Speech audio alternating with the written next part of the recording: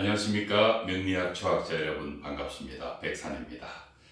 오늘은 인성이 이 식상을 극하는 사주 세 번째 시간입니다. 일간이 목, 그리고 일간이 화, 그 다음에 오늘은 일간이 토, 무토, 기토 일간의 경우를 보겠습니다.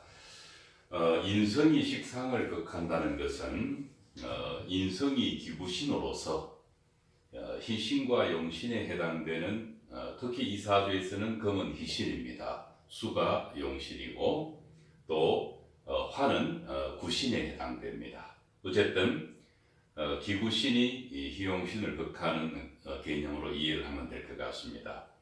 화가 금을 극한다는 것은 정화가 신금을, 병화가 경금을, 정화가 경금을 반극합니다. 그리고 병화가 신금을 합극합니다. 이런 네 가지 유형을 염두에 두면서 사례를 보도록 하겠습니다. 4월의 기토가 수금이 중화용신인데 천간에 수는 보이지 않습니다. 금이 식신과 상관이 있고 이들 금의 근이 되는 지지오행이 유금과 그리고 자수가 있습니다. 가장 아쉬운 것은 천간에 임수나 계수가 하나 좀 있었더라면 하는 생각입니다. 어쨌든 이 사주는 시간에 있는 병화 정인으로 인해서 4월의 병화가 신금을 합도하고 경금을 극도하고 있습니다. 이런 구도는 만약에 대운이나 세운에서 정화 하나를 만나더라도 사주가 매우 힘든 지경에 처하게 됩니다.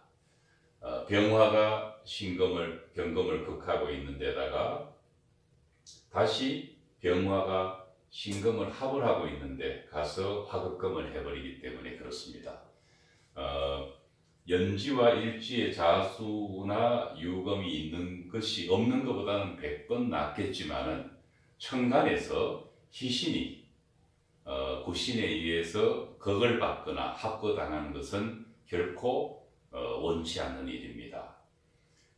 이 경우를 바로 인성이 식상을 극함의 이런 유형에 해당됩니다. 병화가 경금을 극하기도 하고 병화가 신금을 합거하기도 합니다. 사주 구조로 봤을 때는 천간은 이미 용신이 희신이 어느 정도 제약을 받고 있고 또 대세운에서 오화 하나를 만나더라도 사주에서 가장 중요한 역할을 하는 용신이 좌우충을 받아버리게 됩니다. 어쨌든 이 사주는 늦게 공부를 해서 의사가 된 분의 여자분의 사주입니다. 그 학문에 대한 열정은 높이 감사하고 싶지만은 역시 천간에 물이 하나 없는 아쉬움은 여전히 남는 것 같습니다. 임계수가 오는 것은 이 사주에서는 가장 좋은 운이라고 볼 수 있고 경금이 오거나 신금이 온다면은 4월의 경금으로부터 결코 자유롭지는 못합니다.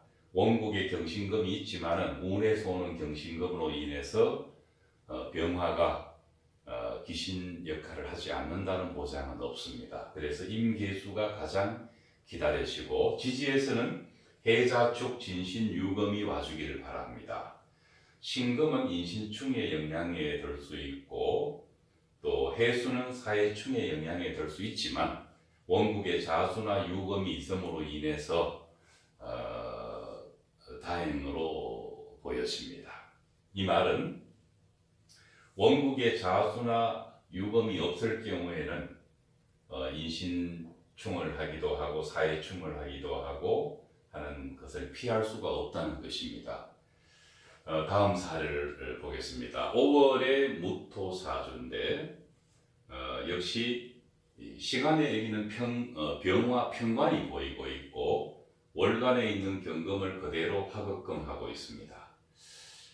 매우 불편한 상황인데 경금의 뿌리가 진토, 연지 진토이고 시지 진토가 있는데 시지 진토는 5월의 술토로 인해서 거의 재구실하지 못하고 있습니다. 그나마 진토 하나가 있는데 경금의 뿌리가 되기에는 역부족입니다. 만약에 운에서 술토 하나를 만난다면 크게 연지가 손상되어 버리기 때문에 그렇습니다. 이 사주 역시 지지에서 해자축 진신유금이 오기를 바랍니다. 그러나 자수 같은 경우에는 좌우충의 영향권에 들어갈 수 있고 또 진토가 오면 진술충의 영향권에 들어갈 수 있습니다. 지지에서 운을 만나더라도 사주 구조가 운을 불러들어서 사주의 중화를 돕게 하는 구도로는 다소 아쉬움이 느껴집니다.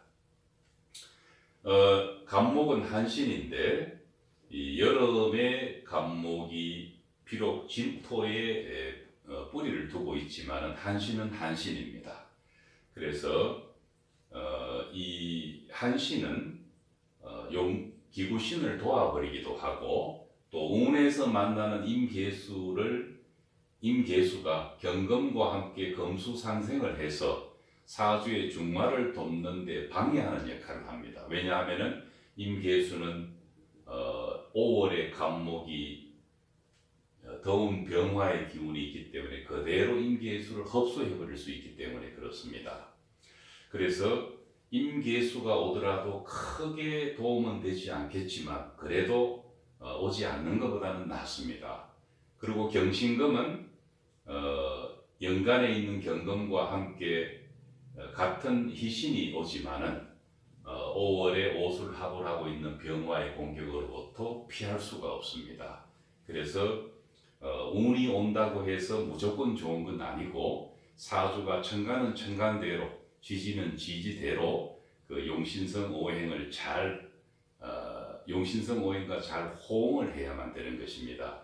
다시 말하면은 임계경신이 왔을 때 만약에 사주에서 임수나 계수 하나쯤만 있었더라면은 이런 용신과 희신의 오행과 서로 호응을 하기가 좋다는 것입니다. 상생을 하기가 좋다는 의미입니다. 지지도 마찬가지입니다. 충을 받지 않고 이 자리에 신금이나 유금이 있다든지 하면은 해자축 진신 유금이 왔을 때 사주의 지지와 지지끼리 사주의 중화를 돕는 작용이 용이해질 수 있다는 것입니다. 오늘 공부에서는 인성이 식상을 극하는 세 번째 공부를 했습니다. 인성이 식상을 극하는 5가지 유형 중에 지난 시간에 배운 일간이 병정화일 경우에는 인성에 해당되는 목이 식상에 해당되는 무기토를 극하는 경우의 수가 없다고 공부를 배웠습니다. 오늘 이 시간에는 똑같이 인성이 식상을 극하더라도 화가 금을 극한다는 것을 잘 염두에 둘 필요가 있습니다. 인성이 식상을 극하는 경우는 많지만은 일간이 갑을목이어서 수가 화를 극하느냐 또 일간이 무기토여서 화가 금을 극하느냐 또 다음 시간에 배울 경신금 사주에서는 여름의 토가 수를 극하느냐 토국수하느냐 그리고 임계수 일간에서는 인성에 해당되는 금이 식상에 해당되는 갑을목을 극하는 금이 목을 극하느냐에 따라서 전혀 다른 인성이 극하는 사례에 해당됩니다. 이 점을 잘 공부를 하는 것이 좀 더 과학적인 명리학을 배울 수 있는 지름길이라고 생각합니다.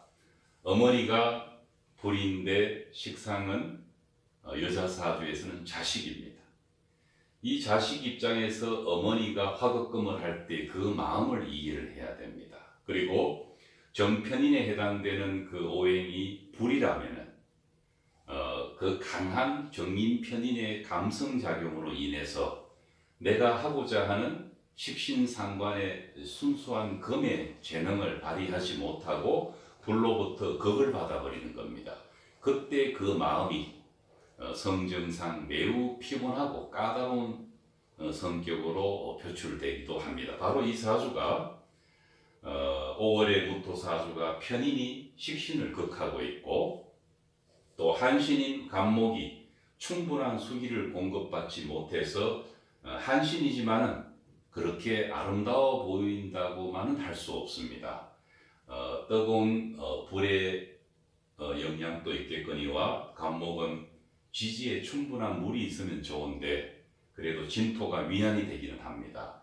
이 사주는 성격적인 장애가 있는 분입니다. 그 대인 교제가 아주 불편하고 본인도 사람 만나는 걸 싫어하지만 이 사람을 만나는 사람도 한두 번 만나보면은 기피하게 됩니다. 그게 바로 편인이 식신을 극하는 게 첫 번째 원인이고 두 번째는 바로 간목.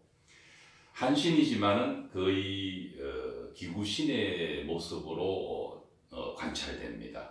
이 편인의 감성작용은 우리가 식성 공부를 하면은 병화와 또 편인을 감성작용을 할 때 그 특징들을 캐치해서 두 가지를 믹스를 하면은 병화와 편인의 이미지가 충분히 이해가 될 것입니다. 간목 역시 여름의 간목이 물이 부족해서 그것이 편관의 부작용과 또 간목의 부작용을 매치시켜서 공부를 하다 보면 전혀 다른 명리학을 해석하는 매력을 느낄 것입니다.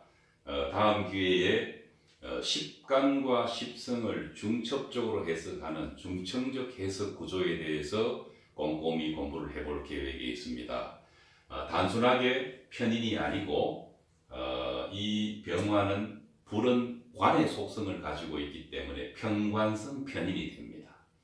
이런 식으로 모든 다른 경우도 대입을 하다 보면은 그냥 병화를 쳐다보면서 편인이라고만 생각했을 때와 이것이 기구신으로서 편관성 편인에 해당되는 감성적 특징을 가지고 있구나라는 관점에서 사주를 관찰한다면 훨씬 더 넓고 깊은 해석이 가능한 것입니다. 오늘 공부는 여기까지입니다. 다음 시간에 뵙겠습니다.